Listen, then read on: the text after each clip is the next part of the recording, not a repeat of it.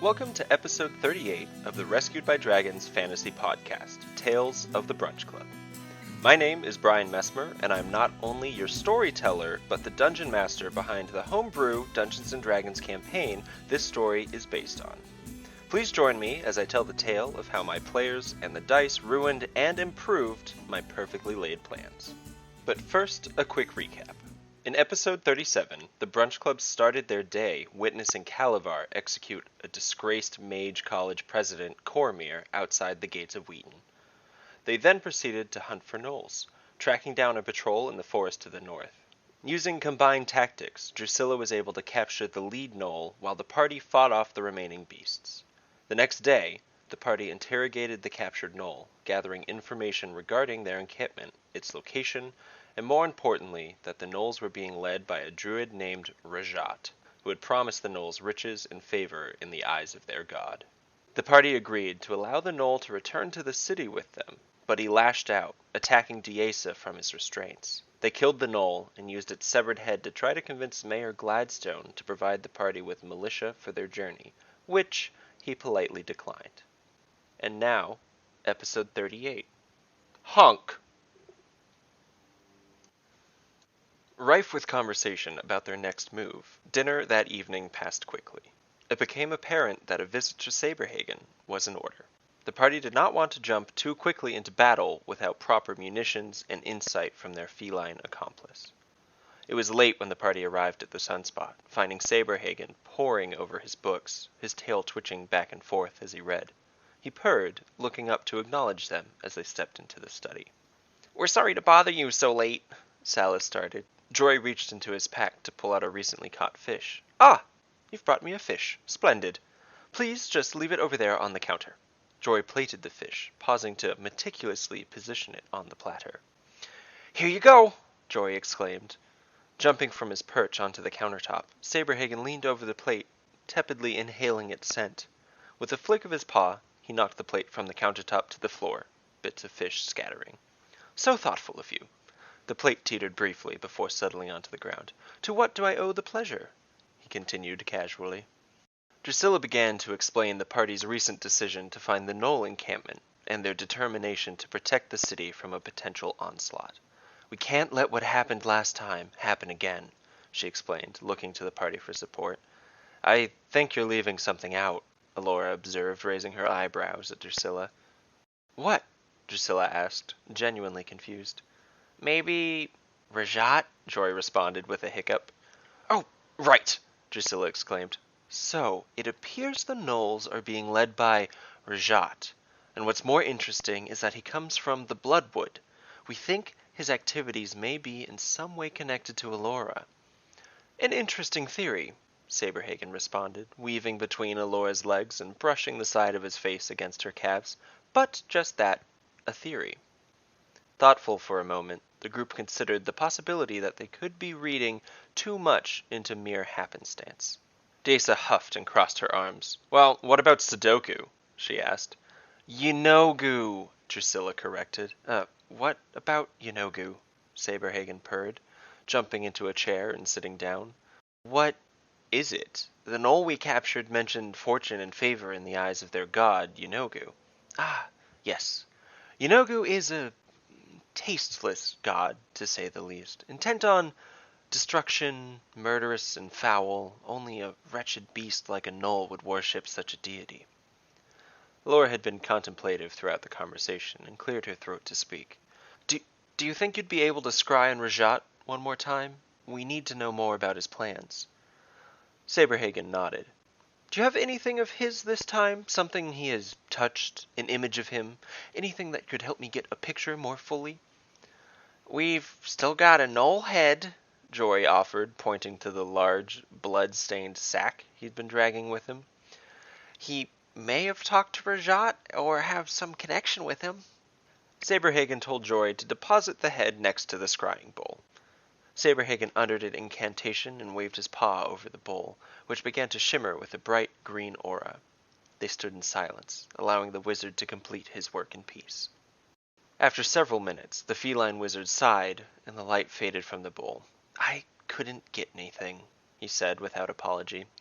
He may know we have tried to scry on him before and is taking precautions, or his connection with this gnoll was not close enough.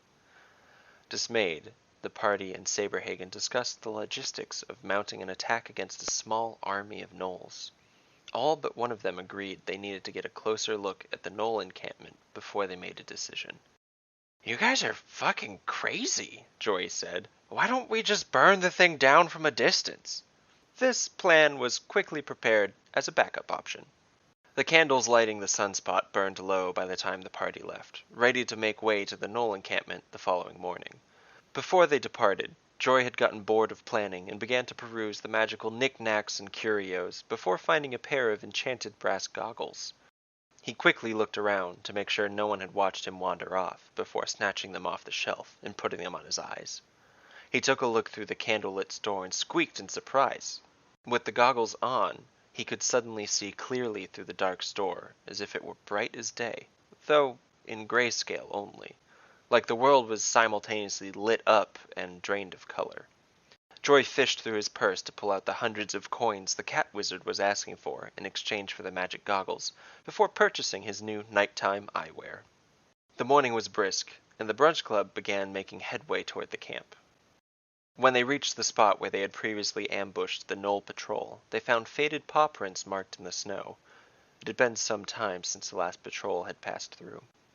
The group made hasty work, checking their surroundings for traps or threats, concluding that the area was clear. "All right, you know the plan," Drusilla said, looking at Salis. She nodded. "Pip, you ready?" Salis asked her owl familiar, who squawked and ruffled his feathers. "He's so brave," Joy whispered to Diesa, gazing at the owl with admiration. Meanwhile, Salis sighed at Pip as he showered her with insults and objections. "Really? Again? Are we forgetting how I died? I swear if I get back here alive, I will Good heavens, just go!" Salis barked at her familiar. The owl huffed, taking off from her shoulder. By the time Pip returned, several hours had passed. Salis breathed a sigh of relief when she saw her companion flying back to their forested camp. He landed on her shoulder and promptly pecked her on the cheek. "Ouch!" Salis exclaimed, glaring at her familiar. "I don't know why you have to be so rude. What did you see?" The owl scoffed. "I don't know, there was a big wooden wall around a giant cave, some fucking hyena men walking around everywhere." The owl began to describe the wooden walls, which formed a semicircle around the entrance of the cave.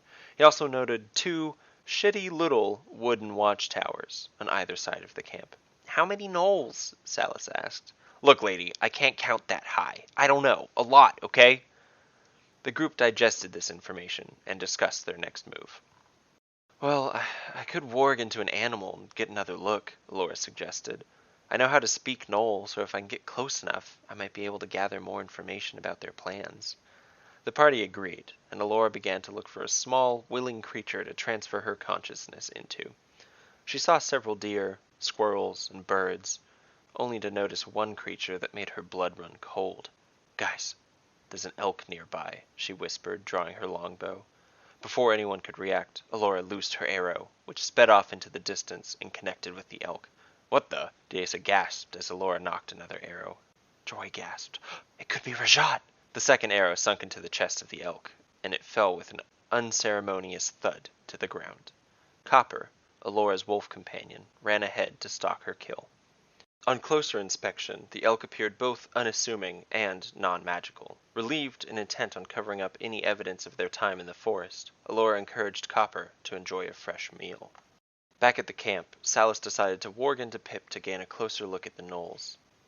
As Pip, Salis flew to the gnoll encampment, perched on one of the ill-constructed wooden boundaries surrounding the cave, and observed.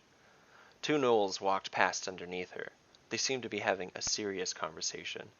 When Salis heard nothing but yips and growls, she slapped herself on the forehead with a feathered wing. She did not speak gnoll. Despite this, she concentrated on the pitch, cadence, and length of the yips and growls that make up the creature's speech. Salis flew quickly back to the camp after committing a few of the phrases to memory. When her consciousness returned to her own body, Pip started his usual protest of his treatment, but she ignored him. She rushed to Alora to recite phonetically what she had heard to the gnoll-speaking ranger. The Brunch Club watched with amusement as Salis yipped, growled, snorted, and grunted at Alora. Is she okay?" Jory whispered to Drusilla with concern. Drusilla waved him off, conveying he should not worry about it.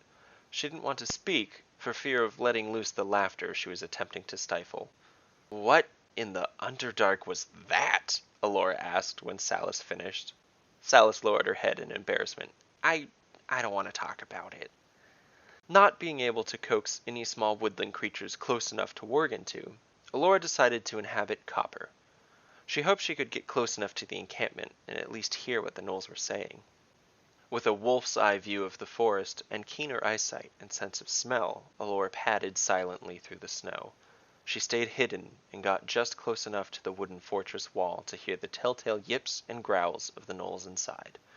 The encampment's stench made her regret having Copper's keen sense of smell. At first, the dialogue was unhelpful. Copper breathed an Alora-like sigh, as all the gnolls talked about was being fucking starving or needing to take a shit. She had almost decided to head back to camp when she suddenly heard, "When do you think the ritual will be over?" Her ears picked up, her interest piqued. "Hopefully soon," a second gnoll growled. "What's the Fang doing?" "He's helping Rajat with the ritual." There was a short silence, and then, "Do you think Blitztooth is gonna pull through?" "If he does, nothing will stop us," the other gnoll answered. The voices began to fade as the gnolls walked away from Alora's hiding spot, but she had heard enough. She rushed back to camp and returned to her own body. She relayed the message to the group. "It sounds like they're creating some sort of super gnoll," guessed Salis. "We need to get back to Saberhagen," said Drusilla with urgency. The group hastily packed up camp and headed back to Wheaton. During their march, they quietly and heatedly discussed the potential implications of Rajat's ritual. Alora nearly missed the sound of a twig snapping in the woods in the distance. "Wait," she whispered, gesturing for the party to stop walking. Her hand went to her quiver. Now standing in silence, the group could hear the snapping of several more twigs. Something was approaching. While it's not uncommon to see a goose in the woods, it is uncommon in the forested areas around Wheaton to see a large, snow-white goose wandering throughout the forest alone. This is precisely what was waddling directly toward the party. Drusilla smiled and eagerly cast Speak with Animals on the enormous bird and marched toward them. "Hello, little goose," she cooed. The goose stopped in its tracks, now about 20 feet away from the party. It cocked its head, staring at the elvish druid. "Honk!" It honked. I didn't catch that," Drusilla responded, and the goose honked at her once more.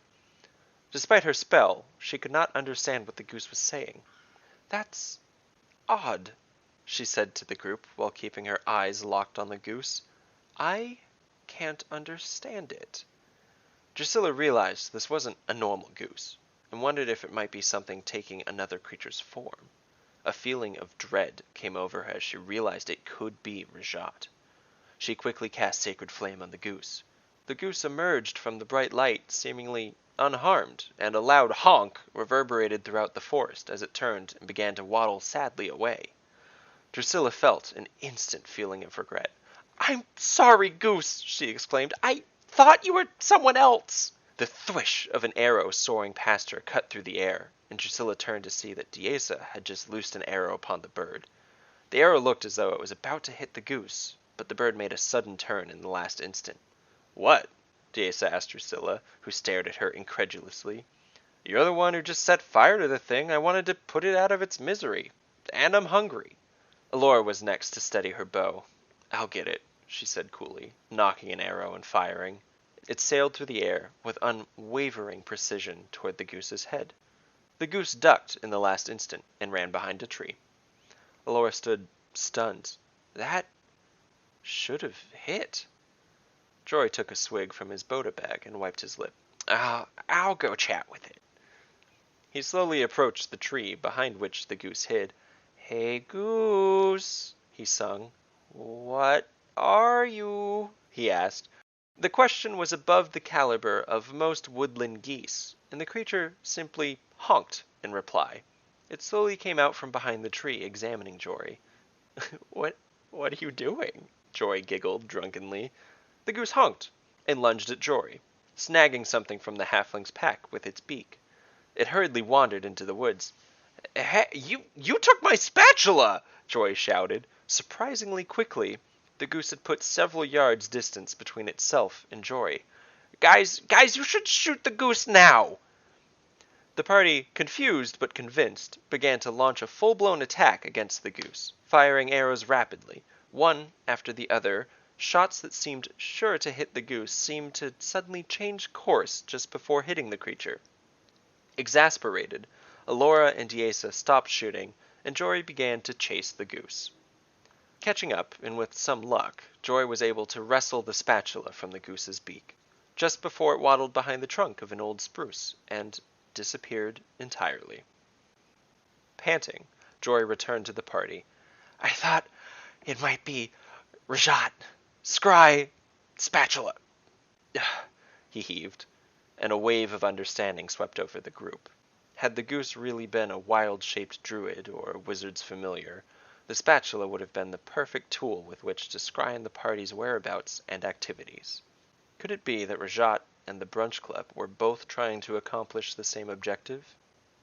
With no other option but to continue on their path to Wheaton, the gnoll ritual quickly became old news, and the party spent their remaining travels speculating about the goose they had just encountered, and what in the seven hells they had just seen. Back at the Sunspot, the group found Saberhagen in the study, this time with his human familiar Jenkins by his side. Jenkins held a stick with a string attached to it, bobbing it up and down as Saberhagen swiped at the bouncing rope. Ahem, Drusilla coughed. Saberhagen turned to their direction. Ah, hello, Saberhagen responded. Jenkins, please go tend to something. Jenkins clapped twice and exited the room, presumably to go tend to something. Drusilla set to explaining the most recent encounter with the mysterious and elusive goose in the forest. I don't know, Saberhagen. It was really, really strange, she finished. Diesa sighed. She's also leaving out the part about the gnoll ritual at the encampment, a gnoll named Blitztooth, and someone called the Fang who seems to be working with Rajat. Interesting, Saberhagen began. And you chose to lead with the goose. After a moment, the group mumbled and agreed in unison. Well, yeah, said Salas. That goose was freaking weird. Saberhagen stretched, considering the new intel from the Brunch Club. A Fang is something I'm familiar with. It's basically a gnoll shaman, a Fang of Yanogu. The ritual is likely one to turn a gnoll into a flint, which is, as you say, some kind of super gnoll. The group considered this, both satisfied and horrified that they were correct in their theory. Gnolls in high numbers were dangerous enough, but a gnoll army led by a super gnoll, with a potentially psychotic druid leading the pack, facing them would be risky and outright dangerous. We can't do it alone, Laura said decisively. We need help, Salas agreed, and soon.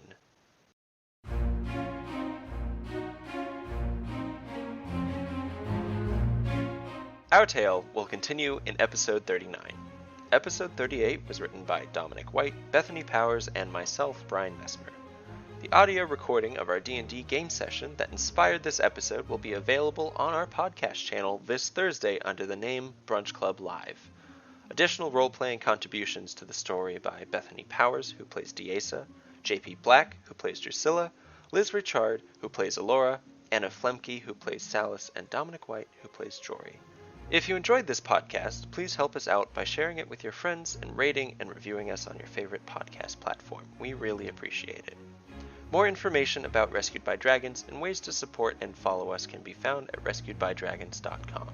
Thank you for listening, and please join me next week to see what my players' choices and the rolls of the dice have in store.